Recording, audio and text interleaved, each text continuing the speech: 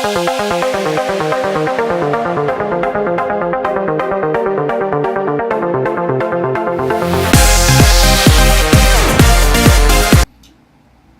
is going on? This is Black Apino, the Apple guy, and in part 2 of how to update your DJI Phantom, whether you have the Pro or you have the Platinum. It's going to be the same way for the controllers. This here is for my Mavic Pro. As you can see, there's going to be on the side.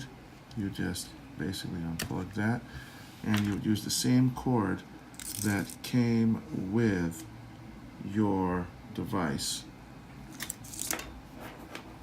The USB right here.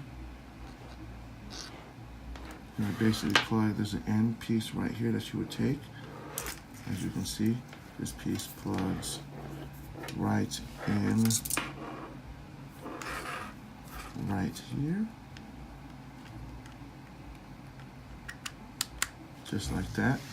And then again, what you're going to do next is you're going to take it, this piece right here, that piece is plugs into a USB port on the back of your computer, on the front or on the side. You're going to get something that'll say battery readout. Basically what you do is you just make sure it's turned on, and that's all you got to do. And then after that, you just go into the software part, which you can do on the computer, and I'm going to show you how to do that. And that is pretty much how that does, and then it will update it. Once it's done updating, it will basically just go back to the battery, and then all you gotta do is just tap on it again and shut it off. That is pretty much basically all you have to do when it comes to that. You can do the same thing with it over the air, although I recommend you check the firmwares, you know, every once in a while. I mean, you don't have to do it like regularly or all the time, but it would help, you know, to do that. As I before mentioned in my last video, when you're doing it this way, it saves your battery from being drained, even if you've got 2 batteries, because then usually doing an update of firmware takes about 10 to 15 minutes, and it depends on where you're at and if you get good cell coverage.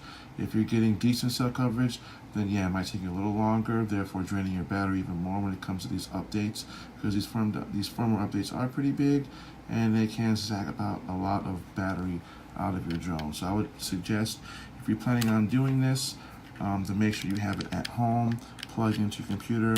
That way you do not have to worry about if you are going to run out of battery power, and therefore making whatever you plan on doing that day with your drone, cutting it in half, because your battery is going to be half drained by the time you get it done, and then by the time you get it up and running, you know, you won't have, like I said, as much time to fly. So again, this is Black Apino, the Apple guy.